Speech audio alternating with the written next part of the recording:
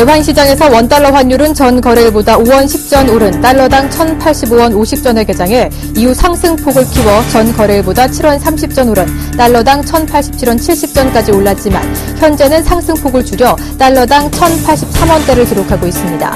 코스피는 장중 1,900선마저 무너졌으나 현재는 낙폭을 줄여 1,910선 후반대까지 올라선 모습입니다. 이처럼 한국 금융시장이 흔들리는 것은 신흥국의 금융시장이 매우 불안한 모습을 보이고 있고 미국이 오는 28일에서 29일에 열리는 연방공개시장위원회에서 100억 달러 규모의 추가 테이퍼링에 나설 것이라는 관측이 힘을 얻으면서 국내 금융시장이 요동치고 있습니다. 신재은 위원장은 오늘 오전 확대 간부회의를 열어 시장이 불안하고 FOMC 회의 등 불안 요인이 남아있다며 모니터링을 철저히 해 막연한 불안감이 없도록 면밀히 대응하라고 주문했습니다. 한국은행에 따르면 원달러 환율 급변동 시 비정형 통합 파생 상품이 위험을 전이시키는 통로가 될 수 있다고 밝히며 이 경우 제2의 키코 사태로 번질 수 있어 금융당국의 주의가 필요하다고 밝혔습니다.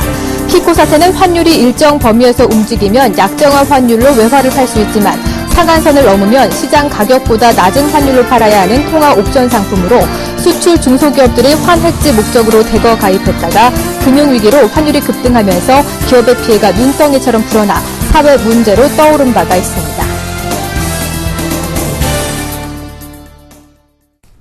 안녕하십니까. 오늘장 내일장의 정혜림입니다. 지난 주말에 아르헨티나의 금융위기 우려로 미국과 유럽 증시 모두 급락을 했습니다. 이렇게 아르헨티나 쇼크를 국내 증시 역시 벗어나지 못한 모습 보여줬는데요. 조금 전에 또 지난해 LG전자의 4분기 성적표가 공개가 됐습니다. 영업이익은 2,381억 원 그리고 전년 동기 대비 103.7% 증가하는 어닝 서프라이즈를 기록했습니다. 이 시각 지수 흐름은 또 어떤지 자세히 살펴보죠. 코스피 오늘 전일장보다 2% 넘게 급락하면서 장 출발을 했습니다. 1,900선에서 출발을 했는데요. 하지만 장중에 1,900선 이탈하기도 했습니다. 오늘 신흥국 불안의 지수가 힘을 못 쓰고 있는데 기관이 오늘 방어에 나선 모습 보여주고 있습니다. 투신과 금융투자 그리고 연기금 보험 모두 기관이 타사세에 나서면서 1,900선 지지하는 모습인데요. 장 초반보다는 낙폭을 많이 줄인 모습입니다. 현재는 23포인트 빠지면서 1,916선까지 올라선 모습입니다. 수급도 함께 체크해보도록 하겠습니다. 기관과 외국인의 수급 공방 싸움이 팽팽합니다. 기관은 2,700억 원 넘는 물량을 사들이고 있고요. 외국인도 3,000억 원이 넘는 매도 물량을 쏟아내면서 오늘 지수를 팽팽하게 끌어당기고 밀당하는 모습입니다. 이어서 개인은 약간은 보합권에서 움직이고 있는데요. 300억 원에 넘는 순매수세 보여주고 있습니다. 이어서 코스닥도 살펴보도록 하겠습니다. 오늘 시총 상위주들이 2% 넘게 빠지면서 코스닥도 510선마저 위태한 모습입니다. 현재는 510선에서 간신히 버텨주고 있는 모습하고 있는데요. 오늘 10포인트 넘게 빠지면서 510선에서 오르락 내리락 하고 있습니다. 수급도 함께 체크해보도록 하겠습니다. 외국인이 11거래 연속 순매수 기조 장 초반까지는 이어갔지만 후반 들어서 매도로 전환한 모습입니다. 140억 원이 넘는 매도 물량을 출해 나가고 있고요. 코스닥 시장에서도 역시 기관이 지수를 방어하는 모습입니다. 139억 원 그리고 개인도 21억 원 매수 우위 나타내고 있습니다. 원달러 환율 동향 살펴보도록 하겠습니다. 오늘 역의 환율을 반영해서 1,085원대에서 장 출발을 했습니다. 상승폭을 늘려나가면서 장중에 1,087원대까지 상승하기도 했는데요. 하지만 상단에서 내고 물량이 출회가 되면서 다소 제한이 막히면서 다시 한번 조금 내려간 모습입니다. 2원 20전 오른 1,082원대에서 거래가 되고 있습니다.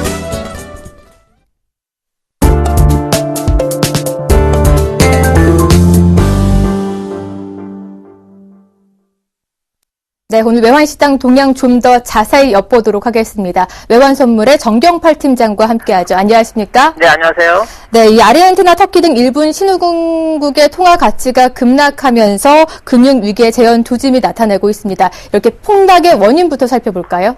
네, 신흥국에서 통화 가치가 폭락하게 된 것은요, 지난 23일에 발표된 중국의 1월 HSBC PMI 지수 잠정치가 부진하게 나타나면서부터입니다. 이번 발표된 1월 HSBC PMI 지수 잠정치는 49.6을 기록하면서 6개월 내 최저치를 기록했는데요. 기준점인 50을 밑돌게 되면서 중국의 제조업 경기가 빠르게 위축되고 있는 것으로 해석이 되고 있습니다. 외환시장에서는 중국 경제 지표의 부진과 함께 글로벌 증시가 조정을 보이면서 이에 따른 미 국채 수익률 하락이 엔화가 달러화 대비 급등하게 되는 계기가 되었습니다. 엔화가 급등하면서 기존의 엔화를 매도하고 위험 통화를 매수했던 포지션이 반대로 청산되었는데요. 이 과정에서 대부분의 위험 통화들이 엔화에 대해서뿐만 아니라 달러화에 대해서 역시 급락하게 되었습니다. 특히 이번에 주목을 받고 있는 헤알화와 또 란드화와 같은 신흥국 통화들은 중국 경제와 밀접한 영향이 있는데요. 중국 경제가 부진한 모습을 보이면서 브라질과 남아프리카 공화국과 같이 중국의 원자재를 공급하고 있는 나라들의 향후 수출 전망이 약화된 점이 해당국 통화들 약세의 원인이 되고 있습니다. 중국 시장이 불안하자 신흥국 통화 불안까지 야기가 됐습니다. 오늘 원달러 환율이 장중에 1087원대까지 올라서기도 했습니다. 그렇다면 우리나라 달러 강세 현상이 지속될 수 있을까요? 언제까지 지속될 수 있을 거라고 보십니까? 네, 달러 원은요, 신흥국 통화들이 급락한 지난 23일부터 기존의 1055원과 1071원 사이 박스권을 상향 돌파하는 모습을 보였고요. 그만큼 원화는 미 연준의 테이퍼링 이슈보다는 중국 경제지표 부진에 따른 위험 회피 심리로부터 더 큰 영향을 받고 있다고 보겠습니다. 앞으로의 동향과 관련해서는 엔화의 강세가 지속되면서 엔크로스 매도 포지션 청산이 되겠고요. 이 과정에서 신흥국 통화들과 원화가 모두 약세를 보일 것으로 예상하고 있습니다. 달러 엔의 움직임을 보면 102.63엔을 하향 돌파하면서부터 60일 이동평균선이 하향 돌파가 됐고요. 이제는 120일 이동평균선이 지나가는 100.48엔까지 추가 하락 가능성이 열려있는 상황입니다. 달러 원은 1076원을 상향 돌파하면서부터 기술적으로는 1095원까지 추가 상승 가능성이 열려있다고 보는데요. 달러 원은 최소한 미 연준의 FOMC 회의가 마감되기 전인 이번 주 수요일까지 상승세를 이어갈 가능성이 있다고 보고요. 미 연준의 FOMC 회의가 마감된 이후인 구정 연휴 동안에는 반락할 가능성이 있어 보입니다. 반락할 가능성이 있다고 말씀드리는 것은 차액 실현 물량이 나올 것으로 보기 때문인데요. 만약 미 연준이 양쪽 하나 100억 달러를 추가로 축소하더라도 이것은 시장에서 더 이상 새로운 뉴스가 아니고요. 이에 따라서 달러화는 소문에 사고 뉴스에 파는 시장 속성에 따라서 반락할 가능성이 있겠습니다. 그렇지만 이번에 나타난 위험 통화들의 약세는 미 연준의 통화정책 요인보다는 중국 경제지표 부진에 따른 위험 회피 요인이 더 컸기 때문에 달러 원의 반락은 제한적으로 나타날 것으로 예상이 되고요. 서울 외환시장 참여자들에게는 저가 매수의 기회를 다시 한번 제공할 가능성이 있다고 보고 있습니다. 네, 미 FOMC 회의가 끝난 후에는 반락할 가능성도 염두에 두자라는 말씀 주셨습니다. 오늘까지 엿새째 상승하면서 1080원대 벽을 허물었습니다. 그렇다면 환율로 봤을 때 국내 증시 앞으로 전망 어떻게 하고 계십니까? 네, 환율 상승이 당분간 지속될 것으로 볼 때요. 수출주에는 당연히 도움이 되겠고요. 특히 N1이 급등하면서 일본과 경쟁 관계에 있는 수출업체들의 주식이 강세를 볼 수 있겠습니다. 그렇지만 환율이 상승한다는 것은 국내 주식에 투자한 외국인들에게는 환차손이 발생하거나 최소한 환차 이익이 감소하는 것이기 때문에 현금화 전략으로 대응할 것으로 예상이 되고요. 오늘 이후에도 외국인들의 순매도가 지속되면서 코스피 지수는 하락세를 지속할 것으로 보고 있습니다. 기술적으로 200일 이동평균선까지 하향 돌파하면서 뚜렷한 지지선은 보이지 않고 있는데요. 전 저점인 1850포인트까지 하락이 가능할 것으로 보고 있습니다. 네, 이렇게 오늘 외환시장까지 외환선물의 정경발 팀장과 함께 정리해봤습니다. 오늘 말씀 고맙습니다. 네, 감사합니다. 네, 이렇게 신흥국 불안이 한국 경제에 불똥을 튀길 수 있을까요? 뉴스클릭에서 자세히 만나보도록 하겠습니다.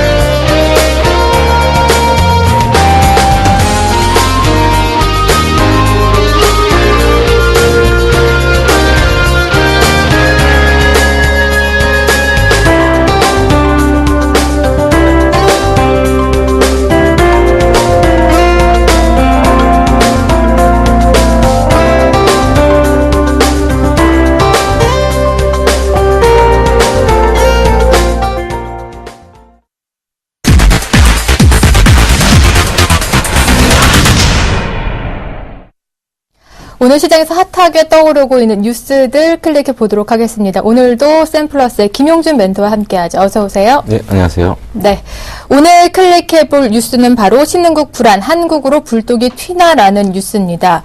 이 뉴스 자세히 살펴보면요. 개장 직후에 코스피가 1900선 아래로 급락을 했고요. 원달러 환율도 7원이나 급등하자 신흥국에서 촉발이 된 이 금융시장 불안이 한국 시장까지 불독이 튀지 않을까 하는 염려가 되는 기사 오늘 클릭해 봤습니다. 이렇게 신흥국 금융 불안이 고조가 되고 있습니다. 이 기사처럼 과연 한국 증시로 불똥이 튈 수 있을까요? 어떻게 보시나요? 네. 일단 이제 신흥국 금융 불안이라는 얘기를 좀 정리를 하면요. 이제 네. 그 촉매가 됐던 부분이 이제 결국 이제 그 중국의 경제 지표입니다. 중국의 경제 지표가 좀 상당히 불안하게 나왔는데, 중국의 제조업 지표가 부진하면서, 그러니까 소위 말하는 신흥국이라는, 국가들, 그러니까 아르헨티나, 터키, 러시아, 남아프리카, 통화 가치가 급락을 했는데, 여기서 좀 우리가 좀 생각을 해봐야 될 게, 그러니까 신흥국의 통화 가치가 급락을 했던 원인이 왜 중국 지표와 맞물렸느냐. 네. 여기서는 이제 우리가 좀 생각을 해야 될 게요. 워낙 이제 이쪽 나라들이 기본적인 경제의 펀더멘탈에 어떤 문제를 좀 제기하고 싶습니다. 그러니까 무슨 얘기냐면, 아르헨티나나 터키나 러시아나 남아프리카 공화국, 대부분이 뭐냐면, 결국은 경제 펀더멘탈이 좋은 나라들은 아니다. 경제 펀더멘탈이 좋지 않은 상태에서 중국의 경제 지표가 부진하다는 얘기는 결국은 이 나라들이 얻을 수 있는 경제적인 부가가치들이 그만큼 딴 나라에 뺏기기 때문에 결국은 이만큼 통화가치가 급락을 했다는 얘기고, 그리고 이제 통화가치가 급락했던 가장 밑바탕에 깔려있는 부분은 결국은 이제 통화 환수 조치에 대한 우려들이 좀 같이 밑바탕에 좀 깔려있는데, 위기가 실질적으로, 국내 증시에 영향을 미치거나 이러는 부분들에 대해서는 분명히 제한적이긴 하겠지만은, 네.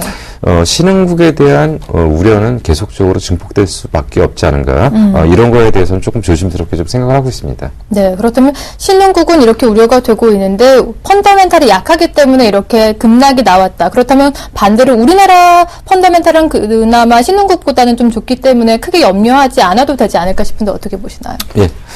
일단은 이제 펀더멘탈이라는 얘기는 결국은 이제 똑같은 게 이제 두 가지입니다. 이제 네. 외환 보유고에 의한 일시적인 유동성 위기라든가 아니면 다른 나라가 그만큼 그러니까 이제 무역 수지라는 거를 이제 이렇게 보셔야 되는데, 과거 같은 경우에는 무역 수지에 흑자를 내는 나라는 대부분 미국을 제한 나머지 나라. 근데 어느 순간인가 보면 미국과 중국을 제한 나머지 나라가 무역 수지 흑자를 내면서 네. 이 나라들의 무역 수지에 적자를 내면서 카바를 했던 구조라고 좀 보시면 되고요. 결국 이제 결론적으로 보면 미국이 5천억 불 무역 수지 적자를 낸다는 것은 결국 나머지 나라에서 무역 수지 흑자를 그만큼 냈다는 얘기입니다. 그러면 이제 와서는 그걸 뒷받침할 수 있는, 그러니까 결국은 이제 세계의 어떤 소비의 어떤 심장이나 이런 부분들을 할 수 있었던 나라들이 미국과 중국을 제외한 나머지 나라에서 어떻게 할 거냐. 근데 국내 증시에서는 이제 첫 번째로 보셔야 할게요. 국내는 수출 주도형 기업이기 때문에 그만큼 미국이나 유럽이나 중국이 적자폭이 축소되거나 흑자가 된다는 것은 결국 국내에도 부정적인 영향을 미치지 않을까라는 생각을 하는데요. 결국 이제 첫 번째로 국내 증시에서 보셔야 될 게 뭐냐면, 가격 경쟁이나 모든 기술 점유율이 있었을 때는 네. 나머지 나라에서의 어떤 적자폭이나 흑자폭을 커버한다고 해도 국내가 그만큼 커버를 할 수 있냐는 거고요. 또 문제가 됐던 부분이 이제 결국 외환 보유고의 양입니다. 외환 보유고의 양인데, 과거에 우리나라가 이제 IMF를 겪었기 때문에 이제 항상 강압적으로 항상 느꼈던 게 뭐냐면, 조금만 뭔가 금융위기가 문제가 되면은 우리나라도 그런 상황이 되지 않을까라는 걱정을 하는데, 사실 우리나라가 이제 외환 보유고가 이제 IMF 때 벌어졌던 건 이제 외환 보유고 200억 불 뭐 이 정도이기 때문에 지금은 3천억 불이 넘어가는 외환 보유고를 갖고 있기 때문에 근본적인 문제는 생기지 않는다. 다만 일시적인 어떤 충격들은 분명히 있을 거고요. 그리고 문제의 수입 발전은 미국이나 유럽 쪽의 선진국 쪽이 아니라 신흥국 쪽이기 때문에 국내 경기 역시도 그쪽과 맞물릴 수가 있기 때문에 일시적인 충격은 있을 수밖에 없다. 그렇지만 근본적으로 이것들이 어떤 틀이 변하거나 상황이 변하는 그런 구조는 아니다. 다만 어쨌든 지금 현재 어떤 금융위기의 어떤 범위 안에서는 좀 쓸리는 현상들은 좀 나타날 수밖에 없지 않은가 이렇게 좀 보고 있습니다. 네, 근본적인 문제는 없고 큰 파도에 일시적인 흔들림이 있을 수도 있다라는 답변까지 주셨습니다. 네. 이제 내일부터 열리는 미 FOMC 회의가 또 집중이 돼 봐야 될 텐데요. 양쪽의 축소 규모에 따라서 알 수가 있을 텐데 그 부분에 대한 불안감도 적지 않습니다. 테이퍼링이 확대시가 된다면 신흥국에 2차 충격을 가할 수도 있다라는 우려도 적지 않은데요. 네. 어떻게 예상하시나요? 참 이제 투자하시는 분은 이제 그게 머리가 아프실 겁니다. 왜냐하면 지금 신경 써야 될 게 너무 많은데, 왜 미국에서 양쪽 하나 규모 축소를 하는데, 왜 우리나라도 충격이 있고, 전 세계가 충격이 있냐. 근데 이거는 어떻게 보셔야 되냐면, 미국이라는 나라는 워낙 어마어마한 자금이 유동하는 데이기 때문에, 여기서 자금의 규모가 조금 변할 때마다 굉장히 큰 충격이 있습니다. 결국, 결론적으로 지금 봤을 때는, 요번에 이제 28일, 29일 FOMC 회의를 하는데, 네. 일단은 100억 불 정도 축소할 것 같아요, 전체적으로. 그러니까 월 단위로 한 850만 불 정도를 하다가 작년 연말에 100만 불 정도를 줄였고요. 100억 불 정도를 줄였고요. 추가적으로 100억 불 줄이면서 근데 이제 더 문제가 되는 게 요번에 줄이는 게 문제가 아니라 FOMC가 1년에 딱 8번 열립니다. 네. 8번 열리는데 아마 매번 100억 불 정도 줄일 것 같아요. 그러면 올해가 끝나면은 양쪽 하나 규모 축소에 대한 부분은 전반적으로 제로가 되지 않을까. 그렇다고 한다면 더 이상 미국이 양쪽 하나에 대한 어떤 공급을 하지 않는다. 유동성에 대한 공급을 하지 않는다. 그렇기 때문에 이 부분이 거꾸로 뒤집어 보면은 미국이 규모를 축소한다는 것은 결국 미국의 금리가 하방을 잡고 올라간다는 얘기고 미국이 거꾸로 봤을 때 금리가 올라간다는 얘기는 그만큼 미국 쪽으로 자금이 회귀할 수밖에 없는 현상들. 이것들이 지금 가장 문제가 되는 부분이고 사실 우리나라에서 자금 움직이는 게 규모의 면에서 큰 부분이 아닌데 미국에서 움직이는 거는 굉장히 크다는 거죠. 그렇기 때문에 결국 지금 제일 우려를 하는 건 뭐냐면 본국으로 자금이 회귀하는 현상들이 벌어지면서 신흥국 쪽의 자금 경색 우려가 나타나는 그런 부분이라고 판단을 합니다. 네, 이렇게 오늘 뉴스 살펴보니까 넘어야 할 산도 많고요. 또 이번 주에 예정이 된 이벤트도 참 많습니다. 하지만 설을 앞두고 우리에게 남은 시간은 딱 3거래일밖에 없는데 네. 오늘 뉴스 좀 한 줄로 정리해본다면 어떤 총평하시겠습니까? 예, 이번 주는 방어를 해야 됩니다. 네. 그러니까 방어를 해야 되는 게 뭐냐면 사실 굉장히 복잡한 한 주가 될 것 같습니다. 사실 지금 이제 극단적인 얘기를 할 때 무슨 얘기까지 나오냐면 이제 신흥국 금융위기 그리고 미국이 이제 전일 300포인트 빠진 거를 갖다 어디까지 해석을 하냐면 유럽의 금융위기가 나타났을 때, 그러니까 미국의 금융위기가 나타났을 때 하고 유럽의 금융위기가 나타났을 때 하고 그래서 지금 거의 그 정도 수준으로 지금 보지 않냐. 그렇다고 한다면 과거에 이제 우리가 미국의 금융위기가 나타났을 때 한 900포인트가 깨지는 890포인트까지 갔고요. 유럽의 금융위기가 나타났을 때 1100포인트 정도까지 이런 급락 사태가 나타나지 않을까라는 우려를 하는데 아직까지 그 정도까지 심각한 상황은 아닌데 네. 조금 지켜봐야 됩니다. 조금 지켜봐야 되고 그래서 향후 금융시장의 불안이 어디까지 갈 거냐에 대한 부분은 이번 주 한 주에 가장 큰 화두가 될 것 같고요. 거기다가 우리나라 이제 경기의 펀더멘털이 어느 정도 된다라고 한다면 이 부분은 괜찮을 겁니다. 근데 문제는 뭐냐면 4분기의 기업 실적들이 굉장히 불안합니다. 네. 그러니까 삼성전자를 기준으로 해서 나머지 이제 이번 주에는 LG그룹이 집중되어 있고요. 그리고 2월 중하순에는 조선, 철강 이런 쪽이 굉장히 집중되어 있는데 사실 이들 기업들 지금 실적들이 굉장히 불안합니다. 그렇기 때문에 기본적으로 방어막이 없다는 거죠. 그렇기 때문에 이번 주에는 신흥국의 금융 불안 그리고 주요 기업의 실적 불안이 전체적인 장을 하방으로 밀어내는 압력들이 상당히 강한 한 주가 된다. 이거를 어떻게 해소하느냐에 따라서 향후 장세를 판단하는 굉장히 중요한 기준점이 될 가능성이 크다. 그렇기 때문에 이번 주 한 주는 전체적으로 좀 지켜보는 한 주가 되지 않을까. 이게 이제 가장 중요한 포인트라고 보시면 될 것 같습니다. 네, 이번 주에 FOMC 회의 결과도 남아 있고요. 또 LG전자를 시작으로 SK 하이닉스 이렇게 두 그룹 제외하고는 지난해 4분기 성적표도 부진하다라는 전망이 많습니다. 그런 만큼 이번 한 주는 관망세에 돌입하자라는 답변까지 주셨습니다. 네, 이렇게 오늘 뉴스클릭 함께 해봤습니다. 오늘 말씀 고맙습니다. 네, 감사합니다. 네, 이어서 오늘 장의 특징주를 뽑아 낱낱이 파헤쳐드리는 나문의 Y가 곧바로 이어집니다.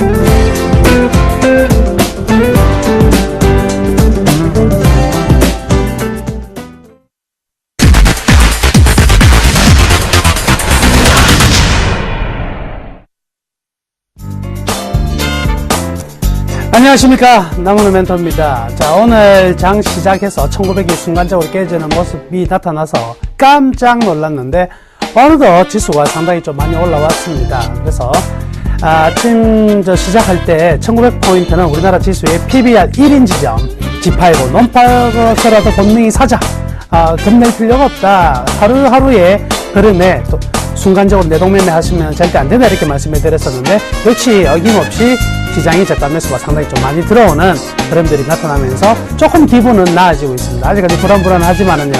그렇지만 항상 이 펀더멘탈을 가지고 투자하시는 분들은요, 이런 때 전혀 흔들리지 않는다, 이렇게 말씀을 드릴게요. 자, 오늘 남은의 와이는요, 특징주로 현대상선 가져와 봤습니다. 현대상선. 지금요, 오늘 현대상선 상한가예요. 오, 14,000원 꾹 채웠는데요. 일단 현대상선의 급등, 왜 현대상선이 급등했을까? 이유는 주말 뉴스를 들어서 아시겠지만은요, 이산가족 상봉 추진에 따른 전통문이 이제 북한에 전달된다, 이런 내용이 나왔었고요. 자, 여기를 넘어서서 이산가족 상봉이 된다면 그 다음 차례는 무엇인가? 바로 금강산 관광 재개의 가능성도 분명히 열려 있다. 이 부분이 시장이 좀 먹혀 들어가는 것 같습니다. 그래서 오늘 대북 관련해서 종목들이 극명히 갈리는 모습이었죠. 그래서 무기, 이렇게 전쟁에 대한 이런 부분들의 종목들은 내리 떨어져 버리고 남북 경협주들이 모두 다 상승하고 있는 이런 흐름들이 나타나고 있는데요. 일단 현대상선 오늘장 수급을 보니까요, 외국인들이 소폭 매도하고 있습니다. 그렇지만 또 기관 같은 경우에는 철저히 관망세를 보이고 있는데 좀 재밌는 그간의 흐름들이 좀 있었어요. 작년 10월 15,000원대부터 외국인과 기관들이 전부 다 현대상선을 다 팔았어요. 쌍끌이 매도가 나오면서 주가가 이제 10,000원을 하회하는 정도로 급락이 들어왔었는데, 연기금 같은 경우에는요, 10월에서 11월 달 매도를 좀 강하게 했거든요. 근데 12월 달부터는요, 전혀 매도가 나오지 않고 가만히 좀 지켜보는 이런 흐름들이 계속 중이었다. 그래서 일정하게 이제 만원권 부근에서는 더 이상의 매도할 의미가 없다, 이렇게 보고 있는 거죠. 그래서 현재 가치는 10,000원 정도는 충분하다, 이렇게 보고 있는 것 같거든요. 그런데 이제 대북과의 관계가 조금씩 개선될 기미가 보이니까 시장에서는 상당히 좀 좋은 이미지를 가지고 지난 연말부터 올해 상반기까지 지금 1월 초까지 상당히 강세를 보였고요. 조정 이후에 다시 한번 오늘 급등이 나타나고 있는 상황입니다. 여기에서 단순히 이 급등에 도취되어서는 안 되고요. 우리가 중요하게 앞으로 관찰해야 될 부분이 몇 가지가 있어요. 이 부분이 이제 어떻게 되느냐에 따라서 현대상선 주가가 앞으로 롱런이 될 수 있느냐, 아니면 다시금 제자리 내려올 수밖에 없느냐가 결정지어지겠죠. 자, 첫 번째 우리가 관심 있게 봐야 될 포인트는 역시 금강산 관광이 재개가 되느냐에 대한 포인트입니다. 만약에 금강산 관광이 다시 시작된다면은요, 주가는 완전히 한 단계 레벨업 될 수밖에 없어요. 새로운 그간에 이제 모든 금강산 관련해서 났던 손실폭 굉장히 크잖아요. 이 부분들은 이제 상세히 나갈 수밖에 없기 때문에 굉장히 의미 있는 모멘텀이 될 가능성이 크고요. 두 번째는 자, 강도 높은 이제 구조조정이 진행 중인데요. 현대증권 등의 금융계열사 3곳 전부 다 매각하고요. 그 다음에 반얀트리 호텔도 매각을 하기로 했어요. 그렇다면 중요한 부분은 뭘까요? 이 매각의 가격이겠죠. 증권이나 이 금융 쪽에는요, 지금 썩 좋은 상황이 아니기 때문에 좋은 가격을 좀 받기가 쉽지 않을 것 같아요. 근데 너무 헐값에 팔았을 경우에는 이 자산적인 측면으로의 손실이 많이 발생하겠죠. 그렇다면 주가가 올라가지 못하고 다시 떨어질 수밖에 없다. 그러니까 이 매각의 가격이 얼마냐, 이 부분이 두 번째로 중요한 부분이 될 것이고요. 자, 그리고 가장 중요한 부분은요, 저는 이 말씀을 꼭 해드리고 싶어요. 정부가 나서야 된다. 정부가 아주 강력히 좀 나서야 된다. 저는 이렇게 정부의 힘을 좀 실어달라 촉구를 하겠습니다. 지금 2008년 이후에요, 전 세계 이 해운 기업들이요, 실적이 어느 정도냐면 전부 다 수천억에서 수조원 전부 다 적자예요. 전부 다 적자가 났는데, 지금 한진해운 같은 경우는 세계적인 해운업체는 한 7위 정도 되거든요. 그리고 이 현대상선 같은 경우는 한 17위 정도 되는데, 우리나라의 해운업만요, 전부 다 어떻게 되냐면 정부는 가만히 손을 놓고 채권단 너네들이 알아서 해라. 기업들은 자기들만이 전부 다 꽁꽁 싸매가지고 이 낭만을 헤쳐나가게 만들어주고 있단 말이죠. 근데 해운업은요, 이렇게 기업과 채권단한테만 던져줘야 될 산업은 절대 아닙니다. 지금 중국 같은 경우에는요, 한 10조의 금액을요, 각 업체별로 지원을 하고 있어요. 그래서 이건 굉장히 국가의 기반 산업이 될 수밖에 없는 아주 중요한 산업이라는 걸 인식하고 10조씩 하고 있고요. 그리고 대표 회사죠. 머스크 같은 경우에도요. 엄청난 지원을 받고 있습니다. 머스크, 뭐 프랑스 ACM, CGM 이런데 엄청나게 받고 대만 같은 경우 에버그린 같은 경우에도요. 대만의 전폭적인 지지를 받고 있는데 유독 우리나라만 이 해운업에 대해서 정부의 어떤 지원책 아무것도 안 나오고 있거든요. 그러다 보면 어떤 점이 문제가 생기냐면 이 자기의 자산을 갖다가 다 팔고 나면 나중에 이제 정말 수익이 레버리지로 극대화될 때 해먹을 게 없다는 거죠. 지금요, 우리나라 같은 경우 조선업에 대해서는 굉장히 지원을 많이 하고 있습니다. 실질적으로. 그렇죠? 그렇다면 조선업만큼이나 해운업도 굉장히 중요한 산업인데 정부가 이제는 나서야 된다. 정부가 나서서 우리나라 해운업계의 구조조정을 팔짱 끼고 보고만 있을 것이 아니라 적극적으로 이 해운업계를 지원하는 방안은 적어도 지원하는 척이라도 꼭 해줘야 되는 타이밍이 아니겠나. 그래서 저는 이 중요한 관찰 포인트는 정부가 과연 나설 수 있느냐. 제 말을 듣고 정부가 나서지는 않겠지만은 정부의 생각이 있다면 이는 분명히 나서야 되는 산업이면 틀림이 없다. 그리고 나서게 된다면 이런 포인트도 중요한 포인트가 될 것이다. 이렇게 말씀해 드릴게요. 자, 앞으로의 전망은 어떻게 봐야 될 것인가? 지금 이 현대상선에 쏠려 있는 부분은요, 역시 단기적으로는 테마입니다. 이 대북에 대한 리스크 완화, 그리고 금강산 관광의 재개에 대한 이런 테마적이라면 차후에 하반기에는요, 분명히 이제 실적으로 승부가 날 수밖에 없겠죠. 자, 안타까운 점이기도 하고요. 좀 실적이 앞으로도 급격히 좋아질 가능성이 떨어진 부분이 바로 이 부분이죠. 오죽했으면 컨테이너 박스를 다 팔았어요. 지금 현대상선 같은 경우에는. 플러스 벌크선 전용 부문과 그리고 항만터미널 사업 지분들 다 알짜 사업들 다 정리하고 있거든요. 다 매각하고 있는데 이게 결국에 현대상선의 좋은 실적으로 개선되는 데는 분명히 나중에 좀 끌어당기는 이익의 폭이 분명히 한정될 수밖에 없는 안타까운 흐름입니다. 이 부분에서 굉장히 전망이 해운업계가 좋아진다고 하더라도 일정 부분 이익은 커지지 않을 것이다 볼 수 있겠고요. 결국 이제 컨테이너선에 집중하겠다는 것이거든요. 벌크선 사업 다 빼는 거니까 컨테이너선에 집중하고 있는데 이 컨테이너선에 대한 수익이 결국 이제 올 한 해의 성패가 좌우될 것으로 이렇게 판단이 됩니다. 분명한 사실은요, 해운 경기는 확실하게 이런 주기를 타는 사이클 업종이거든요. 올해는 분명히 해운업 사이클에서는요, 호황기로 접어드는 첫 해가 될 것이라고 보여지니까요. 이런 부분에 안 좋았던 부분을 없고 조금씩은 하반기 정도에는 성장할 수 있다. 이렇게 볼 수가 있겠네요. 그래서 지금 현재까지의 현대상선의 매출은 계속 줄어들고 있는 부분이고요. 차트를 보시면 이익 같은 경우에도 아직까지는 회복이 되고 있지 않는 상황이지만 결국 이제 점진적으로 상승을 하지 않을까 이렇게 봐야 되겠네요. 자, 그러면 이렇게 급등하고 있는 지금인데 그럼 이 주식 어떻게 해야 될까? 살까 말까 팔까 기다릴까? 이 부분에서는요. 우선 결론적으로 말씀해드리면 불확실성이 분명히 굉장히 크죠. 테마와 실적 개선 두 개 다 불확실성이 굉장히 크다. 그렇다면 투자를 하더라도 소액만 투자를 해야 될 것이고요. 그러면 소액을 투자를 한다면 또 어떻게 해야 될 것인가 말씀해드리면 첫 번째, 자, 이 차트 한번 보시죠. 밸류밴드 차트를 보시면 현재의 이 밸류밴드 상으로 전부 다 우하향하고 있는 국면에서의 최상단 부분이죠. 그렇기 때문에 뛰어가더라도 분명히 제한적일 수밖에 없을 것입니다. 그래서 철저히 밸류에이션 상으로는요, 지금도 고평가다. 그래서 싸게 잡으셔야 돼요. 아직은 불확실성도 있고요. 충분히 싸게 살 수 있는 기회가 반드시 오니까요. 오늘 상한가 올라가는데 내가 못 잡았다. 섭섭해하지 마시고 다음 차례를 기다리시면 되겠습니다. 그래서 상반기에는 계속 이 대북 관련 기대감도 있고 하반기에는 실적 개선 기대감도 있지만 계속해서 주가는요. 한 번에 치고 올라갈 만한 상황은 아니에요. 너무나 지금 현대상선은 거의 개인들의 어떤 그 단타적인 포커스가 가장 많은 종목이기도 하거든요. 근데 이런 흐름에 순간적인 가격에 흔들리지 마시고 자, 시간을 두고요. 12,000원 선, 저 밸류밴드에서 보여지고 있는 우상향으로 터닝되는 그 포인트에 12,000원이 되기 전까지는요. 그냥 놓아두세요. 놓아두고 12,000원이 들어온다면 그때부터 서서히 조금씩 소액 매수는 무난하다. 추격은 하지 말자. 이렇게 말씀해드리면서 오늘 현대상선 정리하도록 하겠습니다. 감사합니다. 내일 뵙겠습니다.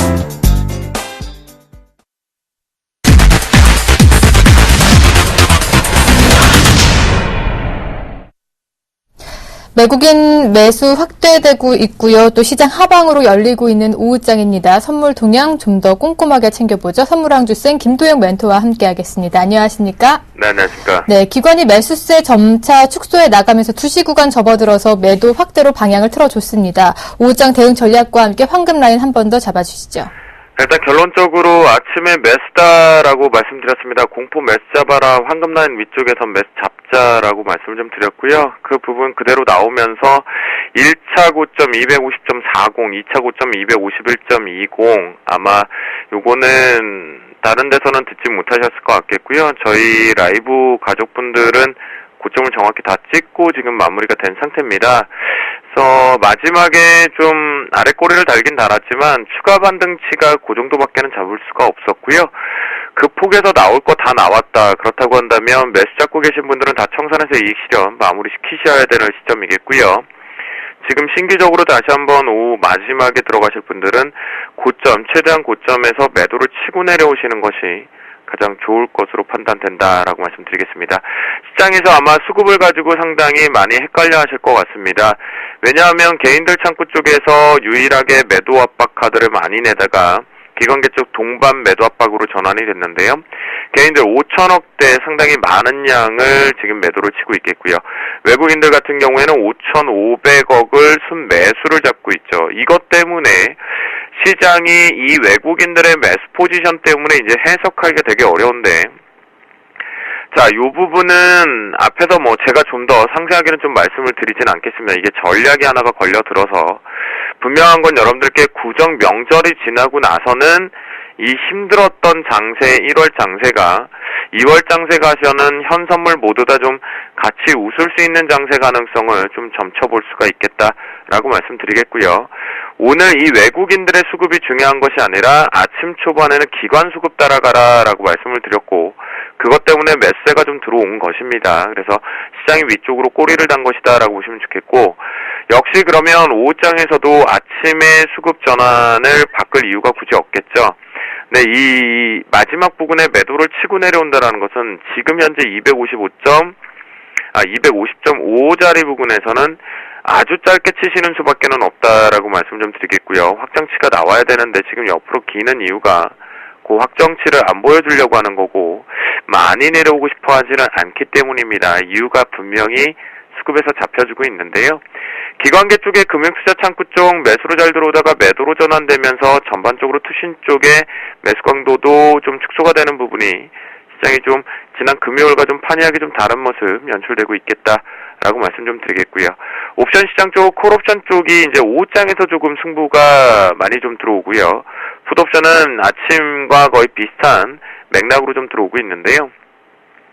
현재 옵션 쪽, 다행히도 콜풋 옵션 모두 다 움직임이 둔화되지는 않았습니다. 둔화되지는 않았고, 가격 이론 쪽에서 잡히는 것만 좀 없을 뿐이다라고 말씀을 좀 드리겠습니다.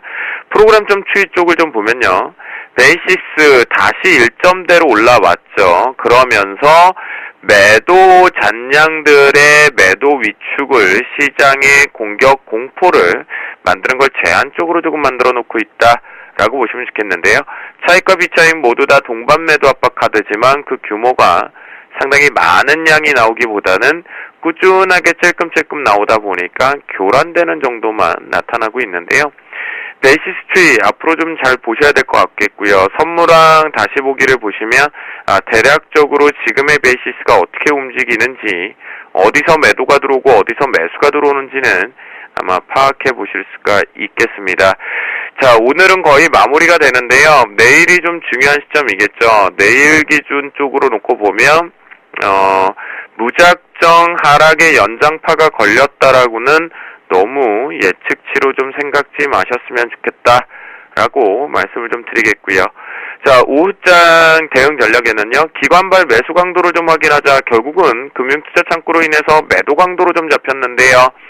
자, 이 매도 강도가 만약 더 증가가 된다. 결국 기관계 쪽에서 매수가 좀 들어와야 되거든요. 매수가 들어와야지만 오늘 고가인 251.20을 좀 더 치고 올라가서 마무리를 시킬 수 있거든요. 근데 그 부분이 조금 아쉬운 부분이 도래될 수 있겠고요. 그래서 기관벌 포지션 좀 잘 대응해서 보셨으면 좋겠다라고 말씀드리겠고요. 마지막 선물 차트를 통해서 말씀드리는데요. 자, 아침에 황금라인 248.60 잡았습니다.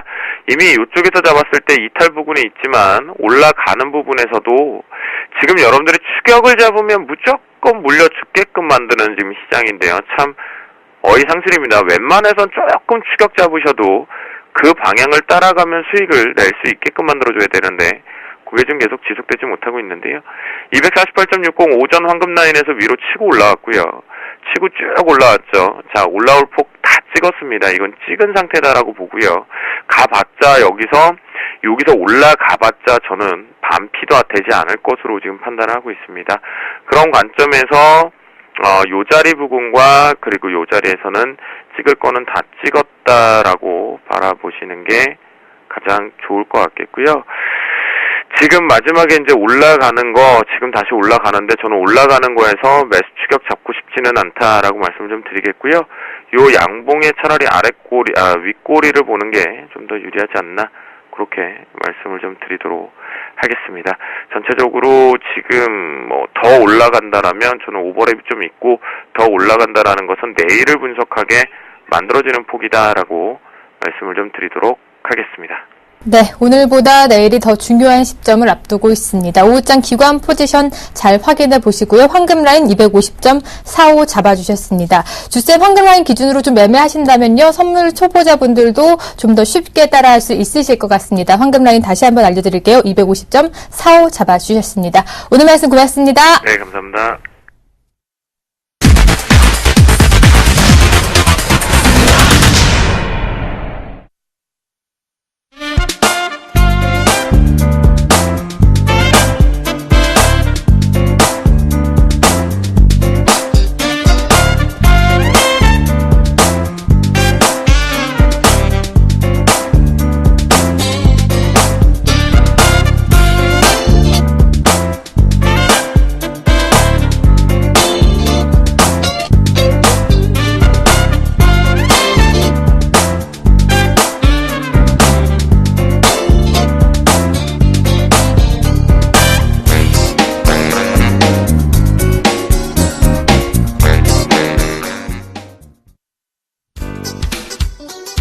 네, 안녕하십니까. 수익의 재구성 시간입니다. 자, 오늘 장 어떻게 되고 있습니까? 살아나고 있습니다. PBR 1에 대해서 제가 지난 시간 금요일날 엄청 강조하고 말씀드렸죠. 그러면서 기아차 말씀도 많이 드렸었죠. 자동차 잘 보시라고 중에서 기아차 얘기 드렸습니다. 자, 오늘 기아차 2% 올라가네요. 흐름 좋습니다. 이렇게 시장 안 좋은데 기아차 2% 올라가고 있죠. 자, 잘 버텨주고 있어요. 제가 추천드리는 종목 다 이유가 있는 겁니다. 제가 로만손 지금 11% 수익 나고 있습니다. 오늘은요, 좀 AS를 해드려야 될 것 같아요. AS를 조금 깔끔하게 드리고, 그리고 보유하게 될지 살펴보도록 하고요. 마지막엔 제 추천주 좀 말씀을 좀 드려보도록 하고, 지금부터 문자를 주세요. 제가 종목 봐드리도록 하겠습니다. 자, 013-3366-0110번입니다. 이 번호로 문자 주시면요, 제가 상담 중간중간에 바로바로 실시간으로 해드리도록 하겠습니다. 아셨죠? 많은 문자 보내주세요. 자, 오늘은요, 먼저 좀 AS를 하고 넘어갈게요. AS 해야 될 종목들, 지금 현재 보유하고 있는 종목들 좀 살펴보도록 하겠습니다. 자, 지금 보유하고 있는 종목들 보자면요, 지금 로만손 보유하고 있고요, 한국가스공사 보유를 하고 있고요, 그 다음 뷰웍스, LT디스플레이, 코리아 FT, 그리고 자화전자, 이라이콤을 보유하고 있습니다. 자, 먼저 하나 보겠습니다. 자, 로만손부터 살펴보도록 하겠습니다. 자, 로만손 지금 오늘 0.7%, 좀 오늘 장중에 좀 많이 올랐다 약간 밀리긴 했는데요. 자, 이 종목 한 10% 이상 현재 수익 중입니다. 11% 나가는 것은요, 장중의 고점이 아니라 한 1시간 전 기준이니까요, 참고하시면 되세요. 자, 10% 정도 수익 중인데, 로만손, 이슈가 뭡니까? 오늘 안 빠지는 이유? 남북 경협 이슈 때문이죠. 자, 그런데 제가 그 이슈 추천드렸나요? 아니었죠.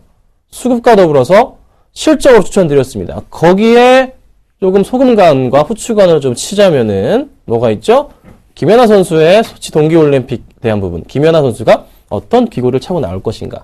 그 부분을 제가 잡고서 말씀드렸던 거고, 실적이 4분기에 이어서 그러면 1분기도 대박이니까 가자는 겁니다. 그리고 또 하나, 드라마에서 나왔던 목걸이들, 그쵸? 죽은 해 태양 나왔던 목걸이, 이런 제품들 불티나게 팔리고 있어요. 어디서? 우리나라 아니요?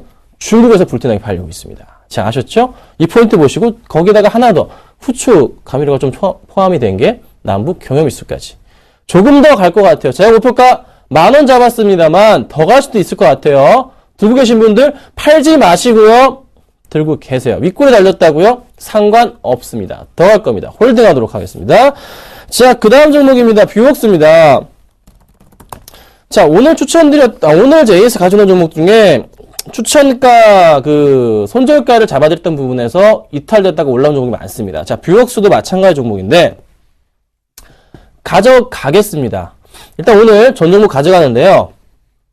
자, 뷰웍스가 지금 많이 밀렸어요. 오늘 2.8%까지 밀립니다. 시장 영향을 좀 많이 받네요. 관련 종목들 역시나 업종들 역시 많이 밀리고 있는데, 걱정은 없는 게요. 수급적인 이슈, 그리고 실적 이슈 더불어서 나쁘지 않아요. 좀 시장 영향을 좀 많이 받습니다. 지금 코스닥이 2.1% 빠지고 있거든요. 2.18%요. 그래서 그 영향을 받는 것이지, 종목에 대한 무리는 없습니다. 수급적인 부분 좀 체크를 하자면요.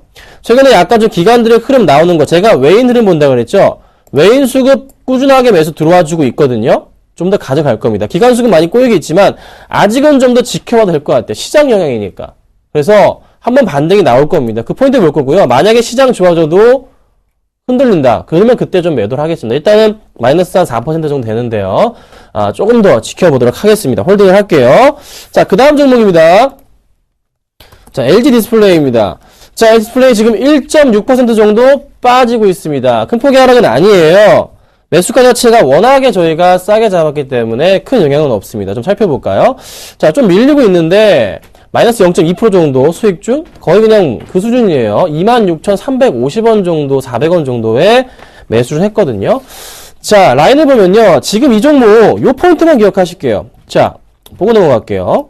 제가 이 종목 굉장히 짧게 움직인다 패턴 말씀드렸습니다. 이 폭 안에서 종목도 움직여줍니다. 올랐다가 내려갔다 올랐다가, 그쵸? 내렸다가 라인 맞고서 다시 맞자마자 다시 올라가는 포인트. 이 라인 자체를 쉽게 깨고 내려가지는 않습니다. 그렇죠? 본래 보이시죠? 그래서 거의 이 포인트 때 추천을 드렸던 거예요. 목표가 제가 27,500원 잡았는데 27,300원까지 갔다가 못 가긴 했습니다. 하지만 다시 갈 겁니다. 이슈가 애플과 차이나 모바일 효과 분명히 갈 겁니다. 지금 미국에서 전문가들 애플 진짜 많이 추천하고 있습니다. 네, CNBC만 틀면 애플 얘기예요. 더 갈 겁니다.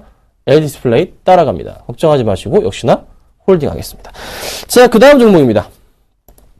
코리아 FT입니다. 자, 이 종목은 이런 종목이었어요. 좀 추천한 이후에 흔들렸습니다. 매수가가 그래도 5,500원 정도 잡아서 대응을 했는데요. 오늘장 크게 밀리다가 지금 보이세요? 차트 볼까요?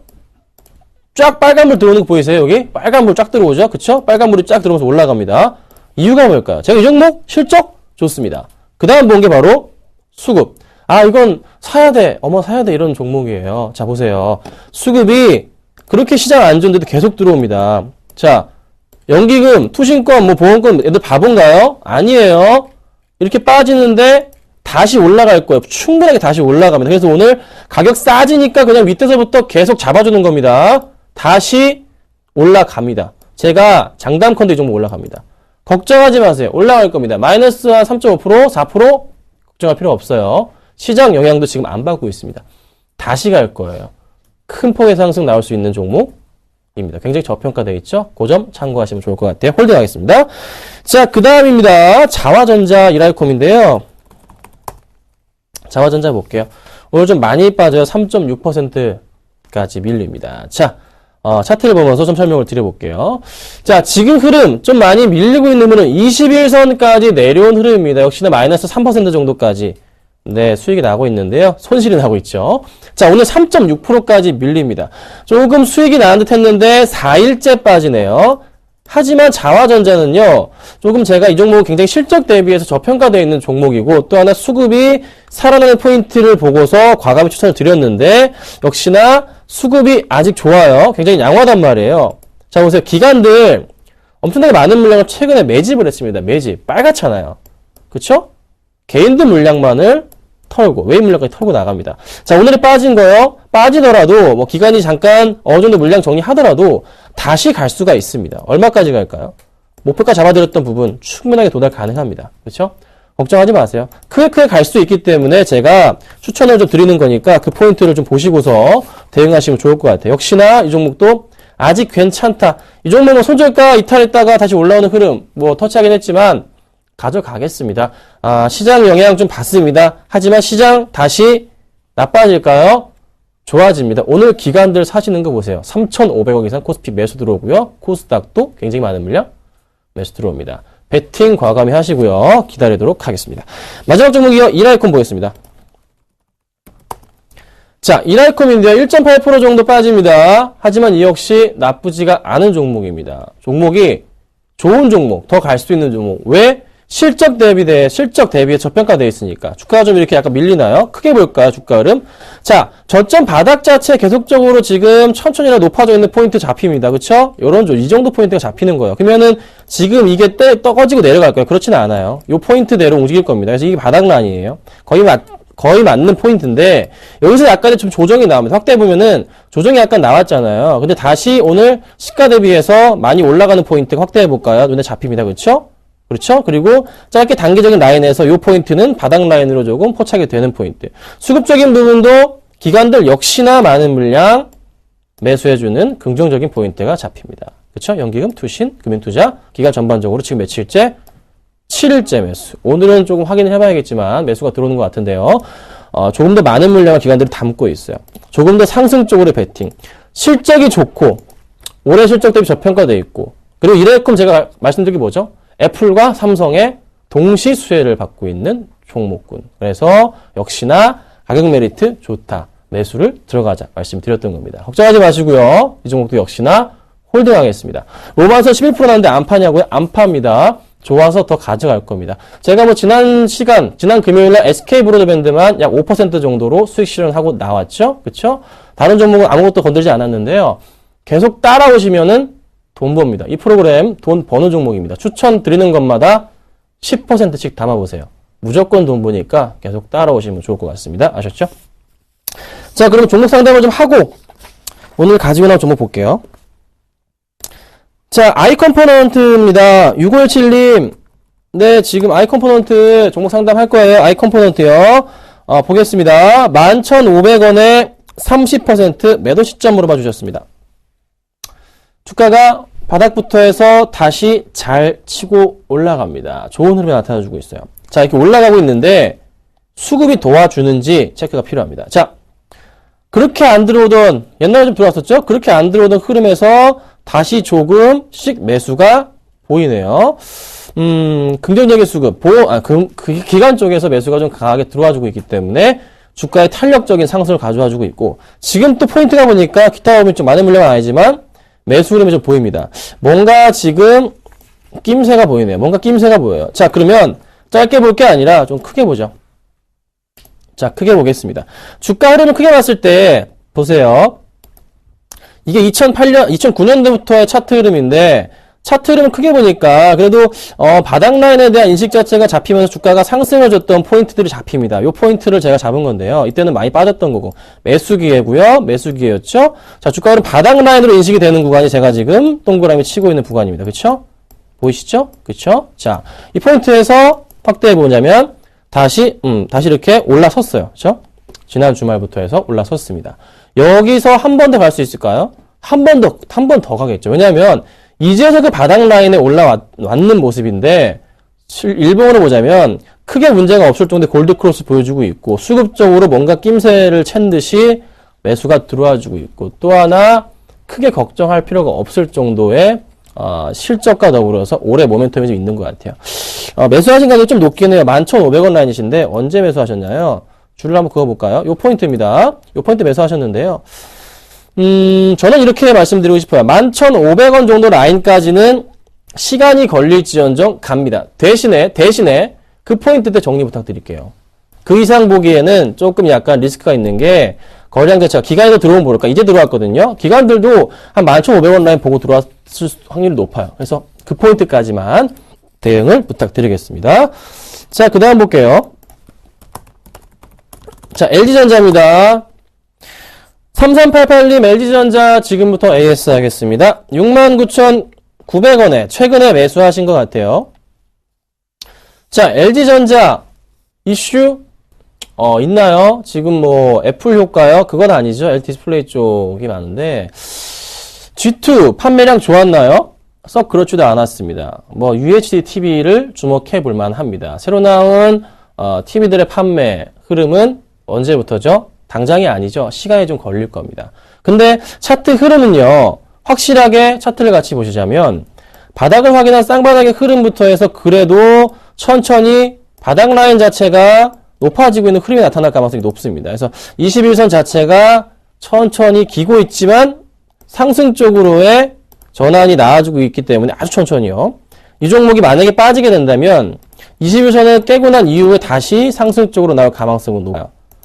말씀드릴 수 있는 포인트는 LG전자 단기적으로 볼 종목은 아닙니다. 잘 아실 거예요. 좀 중장기적으로 봤을 때 이 종목은 주봉으로 체크를 하자면 무조건 이 라인 터치합니다. 이거 올해 안으로 터치합니다. 가격 얼마죠? 한 74,000원 이상까지는 도달 가능성이 있어요. 확실하게 이건 말씀드릴 수 있습니다. 실적이 좋아질 수밖에 없는 포인트. 그쵸? 그런 포인트가 조금은 눈에 잡히기 때문에. 그래서 조금 기다리시고요. 시간이 걸립니다. 대신에 한 74,000원 이상까지는 보시고 그 이상은 보지 마세요. 74,000원까지만. 좀 대신에 시간은 몇 개월 더 걸릴 것 같습니다. 아셨죠? 시장 좋아질 때 큰 반등 줄 겁니다. 그 포인트만 볼게요. 자, 여기까지만 제가 좀 해드리고요. 바로 좀 종목을 보겠습니다. 오늘 저 수급 100점주 안 하고요. 바로 저 추천주 말씀드릴게요. 네. 오늘 이 종목 말씀드리려고 합니다. 가지고 나왔던 종목입니다. YG 엔터테인먼트 가지고 나왔습니다. 자, YG 엔터테인먼트 제가 추천드리고 저희 정말 잘 먹었어요. 잘 먹고 나왔죠? 뭐 이슈는 똑같습니다. 별 말씀드릴 거 없어요. 그런데 저는 이래요. 제 촉에 의하면 제 바디가 이렇게 움직입니다. 이거 사야 될 것 같아. 조금 자극을 시켜주네요. 이번 주 월, 화, 수요일 안으로 매수를 해야 될 것 같습니다.